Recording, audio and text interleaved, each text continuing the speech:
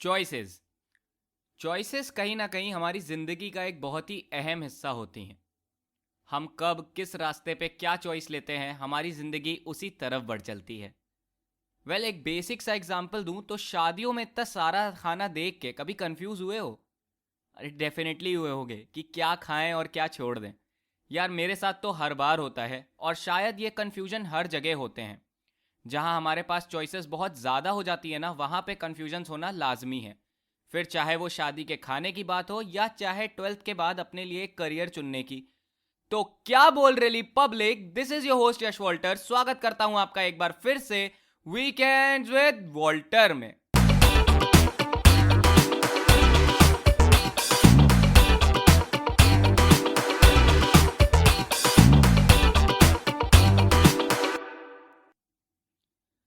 आज जो हमारे साथ मेधावी बात करने वाले हैं, वो भी किसी न किसी तरह से एक स्टेज पर ऐसे ही कंफ्यूजन का शिकार हुए थे।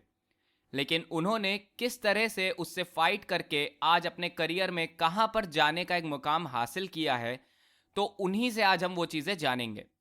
आज के हमारे गेस्ट आ रहे हैं स्ट्रेट फ्रॉम द रामनगरी अयोध्या, हमारी कम्युनिटी से वैद्य नितेश। हाय नितेश, कैसे हैं आप? हेलो सर, मैं ठीक हूँ। आप कैसे हैं? मैं भी बहुत अच्छा हूँ Nitesh, and it's somewhere an honour कि आप जैसे एक स्टूडेंट है हमारी कम्युनिटी में। एंड ये मैं क्यों कह रहा हूँ, ये हमारे लिसनर्स बहुत अच्छे से रिलेट कर पाएंगे जैसे जैसे हम आपकी कहानी उन तक पहुँचाएंगे पूरी। So I am very excited for this episode, let's hit it together. Okay sir. Okay, so मैं हमारे लिसनर्स को बता दूं कि नितिश को मैं बेहतर तरीके से जानता हूं, और वो इस समय बहुत ही बेहतरीन काम भी कर रहे हैं। तो सबसे पहले तो नितिश, मैं आपको उस काम के लिए कॉन्ग्रेचुलेट करना चाहूँगा।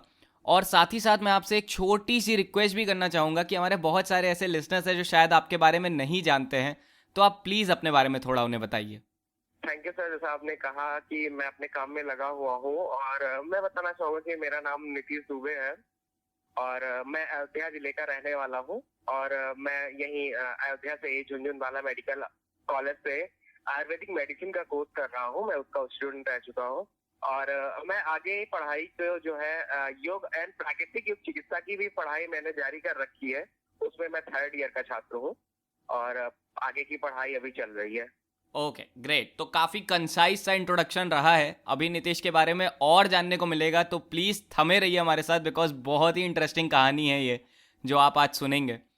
तो नीतीश, जैसा मैं आपसे जब पहले बातचीत कर रहा था इस चीज़ से हट के, तो कहीं ना कहीं मुझे आपके बारे में बहुत कुछ नया जानने को मिला था। और बहुत सारी चीज़ें आपने मुझसे शेयर भी करी थी कि आप कैसे बहुत सारी चॉइसेस के बीच में फंसे हुए थे। और आज जैसा मैं पहले भी हमारे लिसनर्स को बता रहा था कि हमारा episode he is all about choices, कि हम चॉइसेस में कैसे फंसते हैं, कंफ्यूज होते हैं, और उससे निकल के हम कैसे कहाँ पहुँचते हैं। तो आपकी ये जो जर्नी रही थी, ये प्लीज़ हमारे लिसनर्स के साथ ज़रूर शेयर करिए कि ये जो चॉइसेस थी इसमें आप कैसे कहाँ फंसे हुए थे और उससे निकल के आप कहाँ पहुँचे हैं आज। यस सर, ये लाइफ ही ऐसी है कि कहीं ना कहीं फंस जाती है और उसमें से निकलना जरूर पड़ता है। ये हर एक के साथ कहीं ना कहीं हो जाता है। कभी कभी ऐसा होता है कि लाइफ इतनी इजी होती है कि हम जो चाहते हैं वो मिल जाता है, लेकिन कभी कभी लाइफ ऐसी हो जाती है कि जो हम चाहते हैं वो नहीं मिल पाता है। हमें कहीं ना कहीं मैनेज करना पड़ता है। तो जो मैनेज करना पड़ता है उसमें कहीं ऐसा तो नहीं कि हम वहां पे हार मान जाए, या जो हमने चाहा वो नहीं मिला तो हम नॉर्मल हो जाए कि चलो कोई बात नहीं, अब कुछ नहीं मिला तो कुछ नहीं। तो सर, ये कहानी ऐसे ही है कि मैं पहले पिताजी को देख के मैं इंजीनियर बनना चाहता था कि मैं इंजीनियरिंग की पढ़ाई करूंगा, एक अच्छा इंजीनियर बनूंगा। फिर वो एक एम स्टार्ट हुआ, बट वो कहीं ना कहीं फ्लॉप हुआ कि नहीं, कुछ और सोचते हैं। फिर मैंने कंप्यूटर का कोर्स भी किया, ओ लेवल ज्वाइन किया, और उसके 2 सेमेस्टर में फेल हो चुका हूँ। ऐसा भी नहीं कि मैं लगातार अच्छी पढ़ाई किया, 2 सेमेस्टर फेल होने के बाद मैं बैठ गया। मैं कहा अब तो फेल हो चुका हूँ। तो फिर मैंने दूसरी पढ़ाई स्टार्ट की, कंप्यूटर ऑपरेटर प्रोग्रामिंग असिस्टेंट। फिर मैंने उसमें जब भाग लिया तो समझ लिया कि मैंने 1 साल का कंप्यूटर कोर्स कंप्लीट कर लिया। फिर भी मुझे सर वो अच्छा नहीं लगा कि नहीं, मैं इससे ज्यादा कुछ नहीं कर सकता हूँ। जो लाइफ चाहिए वो नहीं चाहिए। तो ऐसी कुछ लाइफ चाहिए जो बहुत बेहतर हो सकती है, कि मतलब इंजॉय लाइफ इतनी अच्छी हो कि जो सोचो वो मिलता रहे। तो मैंने सोचा कि वाइल्ड फोटोग्राफी क्यों ना शुरू की जाए। वो बचपन से भी थोड़ा बहुत कहीं ना कहीं था कि फोटो खींचना बहुत ज्यादा पसंद था। तो उसको भी स्टार्ट किया, बट कहीं फैमिली का सपोर्ट भी था, तो कहीं सर जो पैसे की वैल्यू थी वो कम हो जाती है या फिर वो फैमिली सपोर्ट नहीं कर पाती उस चीजों में क्योंकि थोड़ी सी कॉस्टली पड़ती है, तो वहां भी वो प्लान जो था वो फ्लॉप ही हो गया। मतलब कि हम कह सकते हैं कि मेरे 3 जो प्लान बने कि मैं लाइफ में कहाँ जा रहा हूँ, वो कहीं ना कहीं फिर से रुक गए। फिर मैंने सोचा कि चलो ठीक है, म्यूजिक की तरफ बढ़ते हैं। थोड़ा सा म्यूजिक का भी शौक था, गिटार बजाने का, या फिर लोगों को देखकर कि वो तबला कैसे बजाते हैं। मतलब एक अलग सा वो लगता है फील की लोग देखते हैं तो कितने खुश हो जाते हैं, उसी म्यूजिक की तरह वो ढल जाते हैं। तो वो भी कहीं ना कहीं की एक तरह से मैं विलेज साइड का था, तो वहां पे लगा कि हाँ इसमें क्या लाइफ होगी, तो इसको भी कहीं ना कहीं रोकते हैं। तो सर फिर लास्ट जो समझ में आया कि अब मेडिकल की कोर्स की तरफ बढ़ते हैं। तो मेडिकल की कोर्स की कहानी ऐसी है कि सर हर कोई आज के समय में परेशान है। आज जो एक संसार है वो बड़ा दुखी होता जा रहा है, मैं ऐसा देख रहा हूँ। और इस कोविड के दौर में तो आप जान ही रहे हैं कि क्या परिस्थितियां रही हैं लोगों की। तो ये जो मेडिकल लाइफ थी वो एक मैंने चूज की। बहुत सारी चीजों को मैंने छोड़ा कि इंजीनियरिंग छोड़ा, कंप्यूटर छोड़े, फोटोग्राफी छोड़ा, गिटार को छोड़ दिया। इतनी सारी चीजों को छोड़ने के बाद ऐसा लगता है कि मैं तो डिप्रेशन में आ जाऊंगा, अब मैं लाइफ में कुछ नहीं कर सकता। सर जो कहते हैं कि ना, जो होता है अच्छे के लिए होता है, तो कहीं ना कहीं मेडिकल बेस्ट है इन सब से अब मेरे लिए। हाँ, वो बात अलग की है कि ये मेरा ऑप्शन सबसे लास्ट का हो सकता है, बट इसके पहले वाले इतने अच्छे नहीं होते जितने की अच्छे अब ये है। डेफिनेटली मीन्स बहुत बहुत बड़ी बात कही है आपने कि भाई इतने सारी चीज़ें चूज़ करने के बाद आप अपने ट्रैक पे जाके पहुँचे हैं। एंड ये आई गेस आजकल के यूथ का एक बहुत बड़ा कन्फ्यूजन है, एंड डेफिनेटली होना भी चाहिए। मीन्स आपको सारी चीज़ों का एक्सपीरियंस होना चाहिए, because it is not the time to be the master of one.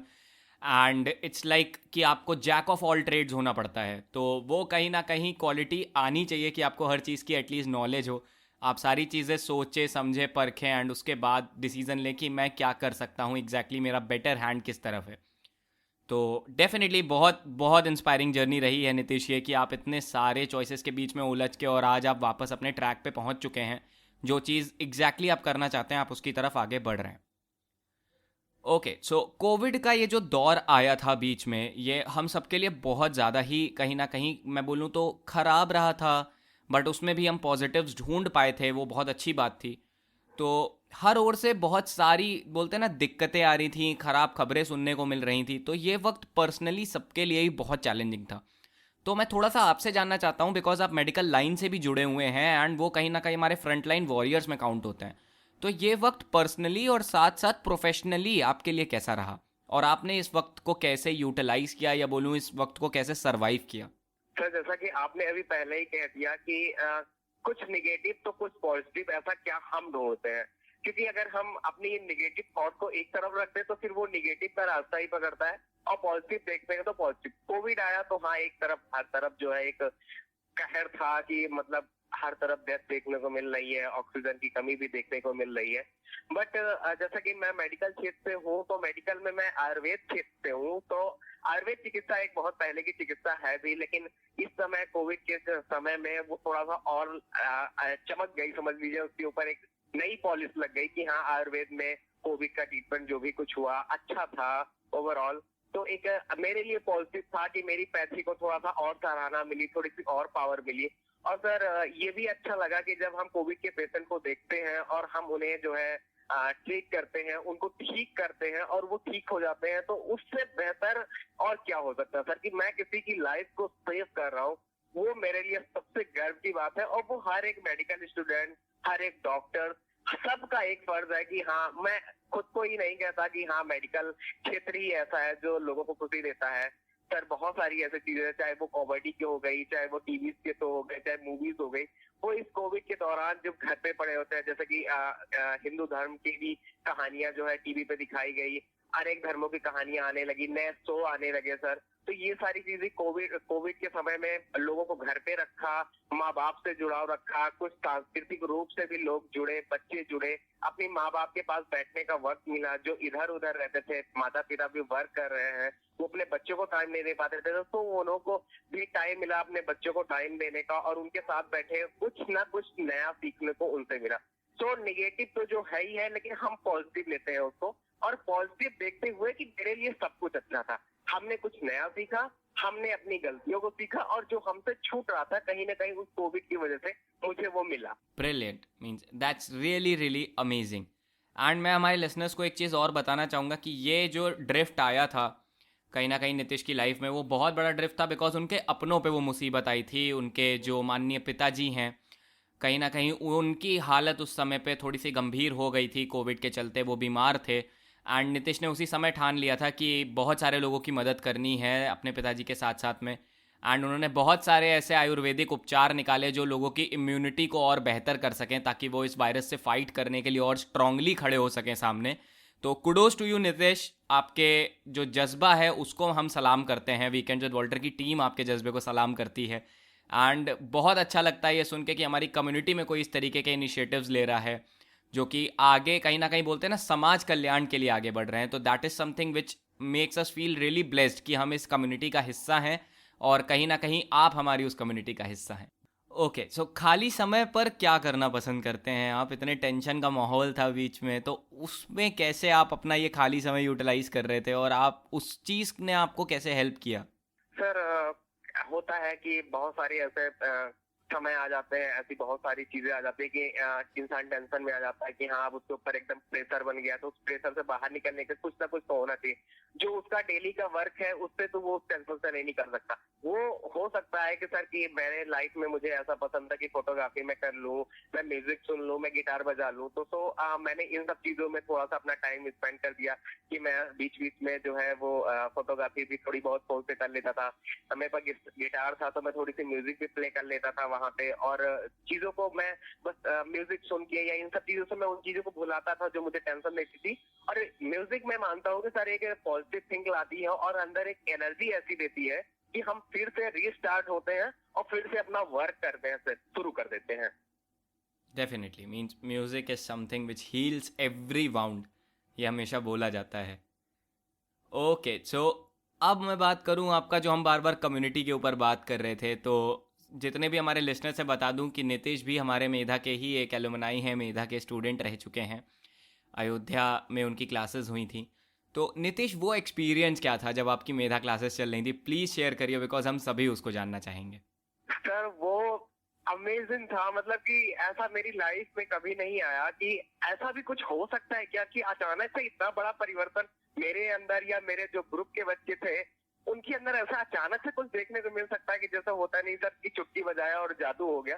तो सेम चीजें मेरा ने कर दिखाया था उस समय कि हम लोगों की क्लास स्टार्ट हुई पहले दिन। हम थैंक यू कहना चाहेंगे पूजा मैम को कि जिन्होंने हमें यहाँ तक पहुंचाया और हमारे अंदर इतने सारे बदलाव लाए। सर मैं छोटा सा एक एग्जांपल देना चाहूंगा कि इस दुनिया में मैं मानता हूँ कि हर कोई भगवान हो सकता है, हर कोई बजरंग बली हो सकता है, उसकी शक्तियां अपार हो सकती हैं। बट जब उन्हें 100 योजन का समुद्र पार करना था तो उन्हें जामुन जी ने ही उनको याद दिलाया कि बचपन में आपको ऐसी शक्तियां थी, बस श्रापवश आप ये भूले हुए थे। तो एक छोटी सी स्टोरी मैं मेंशन कर रहा हूँ। बट सर वही चीज मेधा ने मैंने देखा कि हर बच्चे के अंदर सर अद्भुत टैलेंट है, बहुत सारी पावर उसके अंदर जो है वो बैठी हुई है। बस समय है, एक तरीका चाहिए कि उनको कैसे जागृत कर दिया जाए, उन्हें कैसे फिर से ऊर्जावान बना दिया जाए। तो मेधा एक समझ लीजिए कि जामुन है, वो बच्चों के अंदर की जो भी मेधा के स्टूडेंट है, जो मेधा के स्टूडेंट नहीं है, लाइफ में कहीं भी किसी कोने में वो निराश बैठे हो, मेधा के ज्वाइन करते ही सर की मतलब कि अंदर की जितनी भी एनर्जी उसको बाहर निकालते हैं कि हम बूस्ट कर देते हैं। क्या बात है, मतलब काफ़ी अमेजिंग रही। और लिटरली मैं बताऊँ, आपने मुझे मेरी क्लासेस की याद दिला दी मेधा की। हम भी बिल्कुल इसी तरीके से थे। एंड वो एक्सपीरियंस वाकई में अनएक्सप्लेनेबल होता है। वो वक्त कभी वापस नहीं आता, बट हम उस वक्त को सोच के अच्छी मेमोरीज़ को अपने साथ लेके चलते हैं हमेशा। तो डेफिनेटली ओके, सो मैं भाई इस कॉन्वर्सेशन को बहुत बहुत बहुत ज़्यादा इन्जॉय कर रहा हूँ, और आई होप हमारे लिसनर्स और नितेश आप खुद भी इस कॉन्वर्सेशन को बहुत इन्जॉय कर रहे होंगे। तो इसको थोड़ा नेक्स्ट लेवल लेके चलते हैं और आपको अब रूबरू कराते हैं हमारे one of the most awaited segment से, जिसका नाम है झटपट बोलो। नितेश, अगर आपने हमारे पुराने एपिसोड सुने होंगे तो झटपट बोलो एक रैपिड फायर राउंड है जहां पे मैं आपसे कुछ सवाल करूंगा जिसका आपको फटाफट जवाब देना होगा। Okay sir. ओके, सो ये रहा पहला सवाल आपके कंप्यूटर स्क्रीन पर। whom you idolize the most? Sir father. Okay, क्यों? उसका रीजन बता सकते हैं हमारे लिसनर्स को आप? सर जैसा कि मैं देख रहा हूँ कि मेरी लाइफ इतनी उलझी हुई थी, मतलब हर तरफ मैं देख रहा था कि मैं फंसा हुआ हूँ, कहीं कुछ समझ नहीं आ रहा है। लेकिन पिताजी मुझे एक स्टोरी सुनाया करते थे बचपन से, मैं आपसे शेयर करना चाहूंगा, अपने लिसनर से शेयर करना चाहूंगा। वो अवधि की एक कहावत थी कि करत करत अभ्यास से जड़मत होत सुजान, रसरी आवत जात है सिल पर परत निशान। तो इनकी जो ये पापा की मेरी कहानी थी, ये मुझे समझ में नहीं आती थी क्योंकि मैं काफी छोटा था। वो पापा मुझे बूस्ट करने के लिए, जैसे होता है कि हाँ इस समय हम रोग प्रतिरोधक या इम्यूनिटी सिस्टम को बढ़ाने के लिए पहले से मेडिसिन दे रहे हैं, तो पापा वो स्कीम पहले ही हमारे लिए लागू कर दी थी कि आपको ये बूस्टिंग लेनी ही लेनी है। तो जब मैं धीरे धीरे बड़ा हुआ तो उसकी अर्थ को समझना स्टार्ट किया कि हाँ वो हमको क्या सिखा रहे हैं। भाई फादर होने का फर्ज ऐसा ही नहीं कि कोई फादर हो जाता है तो उसके कोई कर्तव्य नहीं होते हैं, उसके ऊपर बहुत सारे प्रेशर होते हैं। तो उन्होंने मुझे सिखाया कि हाँ कोई अगर अनपढ़ भी है, कोई ज्ञान नहीं है, वो निरंतर अभ्यास करता रहेगा तो उसको वो नॉलेज तो हो ही जाएगी। जिस प्रकार से कुएं से पानी निकालते समय कोमल सी रस्सी बार बार पत्थर के चक्कर पे आती जाती है और उस कोमल सी रस्सी उस पत्थर पे निशान छोड़ देती है, तो सर हम तो एक इंसान है, वो कुछ भी कर सकते हैं। बस एक सपोर्टर चाहिए जो हमको उठा दे, और जब हम एक बार उड़ गए तो सर फिर कोई रोकने वाला नहीं है कि हम वापस आएंगे। बिल्कुल सही बात है। मीन्स बस एक छोटी सी उड़ान की ज़रूरत होती है, फिर तो पूरा आसमान अपना है। Okay, very nice. तो आपका फेवरेट ट्रैवल डेस्टिनेशन क्या है? सर मैं हिमालय जाना चाहूंगा। हिमालय, ब्यूटीफुल। यस। मतलब बहुत बहुत ज़्यादा लोगों का ये एक कहीं ना कहीं ड्रीम है, उधर जाना, वहाँ पे स्टे करना, वो शांति को महसूस करना। डेफिनेटली। कोई ऐसा फनी इंसिडेंट, कोई ऐसा किस्सा जो आपके साथ कभी स्कूल या कॉलेज में हुआ जिसको आप आज भी सोचते हैं तो आपको हंसी आ जाती है या आप उसको दोबारा जीना चाहते हैं? सर ये तो अभी कॉलेज की एक स्टोरी है कि जब मैं फर्स्ट ईयर में था, तो फर्स्ट ईयर कंप्लीट ही होने वाला था, तो मेरे जो थर्ड ईयर के जो हमारे सीनियर थे, उसमें से एक सर थे, वो क्लास ही नहीं लेते थे, वो कभी कभार आते थे। तो एक बार वो अचानक से आ गए कॉलेज में, तो मैंने उन्हें देखा, तो मैं फर्स्ट ईयर का ही था, लेकिन मुझे उनके हाव भाव से लगा कि हाँ वो तो कोई जूनियर आ रहा है, मुझसे जूनियर ही होगा, क्योंकि हम लोग का फर्स्ट ईयर खत्म होने वाला था, नए बैचलर स्टार्ट होने वाला था, एडमिशन ओपन थे, तो मुझे लगा फर्स्ट ईयर का बच्चा है। मैंने उसकी रैगिंग शुरू कर दी कि हाँ भाई कहाँ से हो, कैसे हो, और क्या क्या पढ़ाई करने यहाँ पे आए हो। और सर ये देखिए कि मेरा कॉन्फिडेंस कि मैं उससे ऐसे बात कर रहा हूँ, वो भी डरा हूँ कि ऐसा तो नहीं कि मैं उसका सुपर सीनियर हूँ। अब मेरे सर मुझे को जवाब दे रहे हैं और मैं जुटा हुआ हूँ सर सवाल पूछते में कि पहला बंदा मिला है, रैंकिंग छोड़नी नहीं है, जितने क्वेश्चन पूछने आज ही पूछ दो, क्योंकि दोबारा तो मौका मिलना नहीं। सारी चीजें पूछ लिया सर, वो चले गए, मैं अपनी क्लास में आ गया। थोड़े समय बाद पता चला कि डायरेक्टर सर की मीटिंग है और सभी आयुर्वेद मेडिसिन के सभी डिपार्टमेंट के बच्चों को बुलाया जा रहा है। तो सर वो ईयर वाइज सबको अलग अलग बैठा दिया गया। तो मैं देख रहा हूँ वो थर्ड ईयर की राउंड में बैठे हैं, मैं फर्स्ट ईयर में बैठा हूँ। मैं उनको देख रहा हूँ, वो मुझे देख रहे हैं, लगातार देख ही जा रहे हैं। क्लासेस खत्म हो गई वहां की, तो उन्होंने मुझे बुलाया कि इधर आओ। क्या तुम थर्ड लाइन वो फर्स्ट लाइन में क्यों बैठा? मैं कहा सर मैं फर्स्ट ईयर का था। अब मेरी वहां पे मैंने उनकी क्लास ली थी, अब मेरी क्लास स्टार्ट हो गई कि मतलब फर्स्ट ईयर का बच्चा थर्ड ईयर के बच्चे की रैंकिंग कर दिया और उन्हें पता भी नहीं चला। तो सर ये मैं अपनी लाइफ में कभी नहीं भूलने वाला हूँ, ना ही मेरे सर भूलने वाले। तो लाइफ में वो भी याद रखेंगे और मैं भी याद रखूंगा। डेफिनेटली। मीन्स ये चीज़ तो वो कभी वाकई में नहीं भूलेंगे एंड आपको भूलने भी नहीं देंगे जब जब मिलेंगे। ओके। तो आपका फेवरेट मूवी कैरेक्टर कौन है और क्यों है? सर अभी जल्दी में ही एक मूवी आई थी छिछोरे, तो उसमें सुशांत सिंह राजपूत है, उन्होंने जो है हाँ, तो उनकी कहानी उसमें अन्नी के नाम से उन्होंने रोल जो दिया है वो एक फादर के ऊपर है कि जैसे हमें एक बार फिर मैं मेधा का नाम ले रहा हूँ सर, कि मेधा ने जब हम मेधा की क्लासेस को ज्वाइन किया तो मेधा ने ये कहा कि आपका एक प्लान ए, दूसरा plan B. Plan A success होता है तो ठीक, नहीं होता है तो प्लान बी आपके पास होना चाहिए, क्योंकि सर जो ये समय है वो कभी पीछे मुड़ने या रुकने का मौका नहीं देती। एक बार आप चल दिए तो अगर आप रुके तो जो पीछे का एक समझ लीजिए जो लोगों की भीड़ आ रही है वो आपको कुचलते हुए चली जाएगी और फिर बहुत टाइम लग जाएगा आपको को ऊपर उठने में। तो सर थैंक यू मेधा को कि उसने हमें ये सिखाया कि प्लान ए भी है, प्लान बी भी है, और जरूर है कि प्लान ए सक्सेस हो, सबका सक्सेस हो, बट कहीं ना कहीं अगर गलती होती है तो प्लान बी होना चाहिए।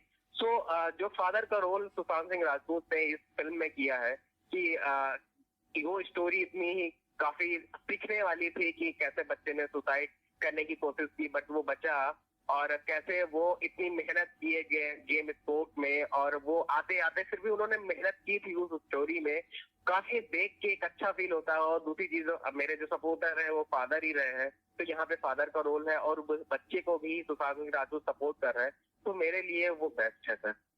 Definitely great, means that's a great movie, और बहुत ही अच्छा कैरेक्टर प्ले किया है सुशांत सिंह राजपूत ने वहाँ पे। तो आप ट्रैवल किस चीज़ से पसंद करते हैं ज़्यादा, बाइक से या फिर ट्रेन से? Bike sir. Okay, very nice. तो आप इन दोनों में से क्या ऐसी चीज़ है, अगर आपको मौका मिले तो आप उसे पेट करना चाहेंगे? एक एलिगेटर या फिर एक स्नेक? फिर ये दोनों बहुत खतरनाक है, इन्हें तो रखना बहुत ही मुश्किल है, बट डॉग जो है वो बहुत ही अच्छा है, क्यूट सा छोटा सा वो पपी, वो बहुत अच्छा है। ओके, डॉग भी एक दिन बड़ा होगा फिर आगे। हाँ सर, वो हो सकते हैं, बट फिर भी वो उन दोनों से तो बेस्ट है, क्योंकि इसके अंदर वो समझदारी रहेगी, और हाँ एक तरह से वो फैमिली का जब मेंबर बनता है तो सर लोग कहते भी है कि कुत्ता ज्यादा वफादार होता है इंसान से, तो ये कहीं ना कहीं बात सही भी है। सो बहुत ही हेल्पिंग है कि फैमिली के अंदर एक डॉग है और वो काफी समझदार है, तो एक तरह से वो उनका रक्षक है सर। Great great. ओके, सो क्या खाना ज़्यादा पसंद करते हैं आप, स्पाइसी या फिर स्वीट? Sweet sir. ओके, सो आप, जैसे मैं अभी तक देख पाया हूँ, शायद हमारे लिसनर्स भी ये चीज़ नोटिस कर पाएंगे कि आप बोलते बहुत अच्छा हैं, बहुत ही अट्रैक्टिव वॉइस है आपकी। तो आप दोनों चीज़ों में से पसंद ज़्यादा क्या करते हैं, स्पीकिंग और लिसनिंग? सर अब ये कहना तो मेरे लिए गलत है कि मैं अच्छा बोलता हूँ, सामने वाले को जो मेरी क्वालिटीज पसंद आती हैं, क्वालिटीज को कुछ हद तक मैं माप सकता हूँ, बट उतने बेहतर तरीके से नहीं जो मेरे सामने वाला समझ पाएगा। बट एक अच्छा बोलने के लिए सर एक अच्छा सुनने वाला होना चाहिए। सो अगर जब से पहले मैं सुनूंगा तभी मैं अच्छा बोल पाऊंगा, तो अच्छे वक्ता से अच्छा है कि अच्छा सुनने वाला। तो मेरे लिए दोनों चीजें हैं कि जब तक मैं सीखूंगा नहीं तब तक मैं बोलूंगा। बिल्कुल सही बात है, बहुत बहुत अच्छा जवाब है। ओके, सो अगर आपको मौका मिले कि आप किसी एक इंसान की ज़िंदगी एक दिन के लिए जी सकते हैं, तो वो कौन होगा? Sir PM Modi. ओके, मतलब आप भी चाहते हैं कुछ देश के बारे में देखना, कुछ करना, वो रिस्पॉन्सिबिलिटीज फील करना। सर मैं वो देखना चाहता हूँ कि सर एक ऐसा समझ लीजिए कि इंसान जो इस भारतवर्ष को चला रहा है, और हजारों प्रकार की समस्याएं, कोई एक नहीं सर, कोई एक एक घर नहीं है, वो एक पूरा देश है हमारा। और ये भारतवर्ष इतना बड़ा है कि आप जानते हैं कि दूसरी सबसे बड़ी आबादी वाला देश है। तो एक इंसान कैसे उस चीज को मैनेज करता है, कितना प्रेशर उसके ऊपर रहता है, फिर भी उन सारी चीजों पे वो पॉजिटिव रहता है, और कितनी पावर कहाँ से उसके अंदर आती है, क्या वो जनता का सपोर्ट है, क्या वो पार्टी का सपोर्ट है, या फिर उसका आत्मविश्वास है, ये वो पावर कहाँ से आती है। जरूरी नहीं कि हर कोई उनके जैसा ही हो, बट हाँ मैं एक बार वहां जाके देखना चाहूंगा कि एक इंसान, या मैं जब वो बनूं तो क्या फील करूंगा कि एक देश को चलाने वाले को हम बहुत कुछ कहना, अच्छा भी कहते हैं बुरा भी कहते हैं, तो क्या कितने परसेंट सच है कि अच्छाइयां हैं, कितने परसेंट सच है कि बुराइयां हैं। बिल्कुल बिल्कुल। तो भाई, ये तो काफ़ी ही ज़्यादा हिलेरियस और इन्फॉर्मेटिव दोनों ही तरीके का रैपिड फायर रहा। तो ये हमारे रैपिड फायर सेगमेंट का एंड होता है, और इसी सेगमेंट के एंड होते ही एक बहुत ही ज़रूरी सवाल उठता है, जो मैं अपने हर एक गेस्ट से पूछता हूँ, जो नीतीश आपसे भी मैं पूछना चाहूँगा, कि अगर आपके सामने हमारी कंट्री का, या बात करूँ पूरे वर्ल्ड का यूथ हो, और आप स्टेज पे खड़े हो, आपको 1 मिनट दिया जाए कि आपको उन सबसे एक बात कहनी है, कुछ मैसेज देना है, कोई एडवाइस या कुछ भी, जो भी आप बोलना चाहते हैं उनके लिए, तो आप वहाँ पे उस 1 मिनट में क्या बोलना चाहेंगे? सर वो 1 मिनट क्या, मैं एक ही लाइन में कह दूंगा कि जो तुम कर सकते हो वो कोई नहीं, तुम जैसा कोई हो नहीं सकता। वो कितनी भी कोशिश कर ले आपको कॉपी करने के लिए, लेकिन गुरु गुरु होता है। सर खुद के अंदर की काबिलियत को पहचानना है। आप कितना भी भटक लीजिए, कितनी भी अलग अलग कंट्रीज को घूमिए, कितने भी अलग अलग तरीके को वर्क करिए, लेकिन जब आपकी क्वालिटी और आपका समय मैच करेगा तो आप जैसा कोई दूसरा नहीं हो सकता सर। तो बस यही मैं कहना चाहूंगा जितने भी सुनने वाले हैं, जानने वाले हैं, जितने भी अपनी लाइफ को स्टार्ट कर रहे हैं, कहीं फंसे हुए हैं, जो सक्सेस है, कि वो निरंतर उसी चीज में लगे रहे, कभी पीछे मुड़ के देखने की जरूरत ही नहीं सर। क्योंकि कॉपी पेस्ट तो एक कंप्यूटर का एक प्रोग्राम है कि मैंने यहाँ से कॉपी किया, यहाँ पेस्ट कर दिया। आजकल सर ये भी होता है कि व्हाट्सएप के मैसेज को कॉपी करते हैं और दूसरी जगह पेस्ट मार देते हैं, लिखने की भी जरूरत नहीं है। तो एक इसलिए वो लाइफ है, लेकिन जो मेरी लाइफ है उसको कोई कॉपी नहीं कर सकता है। तो सर वो अपने में लगे रहे, उस चीज को हासिल करें जिस चीज में वो जाना चाहते हैं। एक दिन कामयाबी जरूर मिलेगी, हजारों बार धक्के लगेंगे, लेकिन कामयाबी सर जरूर मिलने वाली है। बिल्कुल, मीन्स आई गेस बहुत ही बेस्ट एडवाइस है हम सब के लिए, जितने भी हमारे लिसनर्स हैं, मैं हूँ, सभी के लिए, कि ये नेवर गिव अप एटीट्यूड यार बहुत ज़रूरी है लाइफ में. अगर आपके अंदर ये एटीट्यूड आ गया ना तो आप डेफिनेटली सक्सीड करोगे. एंड छोटे से हम सुनते आ रहे हैं कि try try try again till you succeed. तो डेफिनेटली ट्राई करते रहिए, अपने एफर्ट्स डालते रहिए, मंजिल डेफिनेटली एक ना एक दिन मिल ही जाएगी आपको. So that's it from our side. Thank you so much Nitish कि आप यहाँ पर आए, आपकी कहानी हम लोगों तक पहुँचा पाए. And definitely I bet you on this कि आपकी कहानी ने बहुत सारे लोगों को इंस्पायर किया होगा.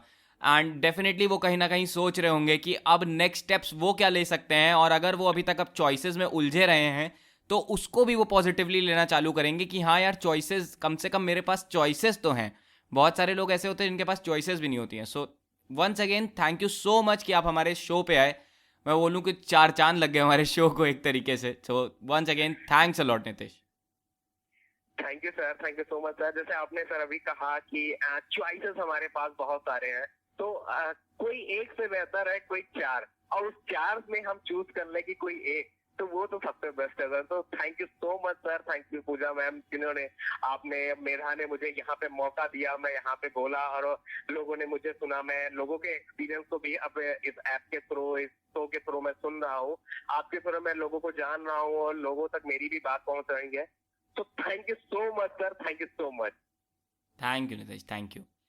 And last but not the least, एक बार फिर से thank you so much my listeners. आप सभी प्यार हो, आप सभी हमेशा अपना प्यार बरसाते हो, अपना समय निकाल के वीकेंड्स पे आते हैं हमारे लिए. एंड हम पूरी कोशिश करते हैं कि हम आपको बिल्कुल निराश ना करें, और इसी तरीके से आप सपोर्ट करते रहेंगे तो हमारी कोशिश इसी तरह जारी रहेगी कि हम कभी भी आपको निराश ना करें. हर बार हर वीकेंड एक बहुत ही बेहतर कहानी से आपको रूबरू कराएं, जिस कहानी को सुन के आपको लगे कि अरे यार ये तो मेरी ही कहानी है. So thank you so much once again. Please अगर ये एपिसोड आपको अच्छा लगा है तो लाइक कर दीजिए, कमेंट कर दीजिए एंड शेयर कर दीजिए अपने दोस्तों के साथ में, और इस कहानी को और बढ़ाते चलिए, वीकेंड विद वॉल्टर को और बढ़ाते चलिए. मैं आपका होस्ट यश वॉल्टर मिलता हूं बहुत ही जल्द आपसे नेक्स्ट एपिसोड में. तब तक खुश रहिए, आबाद रहिए, लखनऊ रहिए या फैजाबाद रहिए. Stay tuned.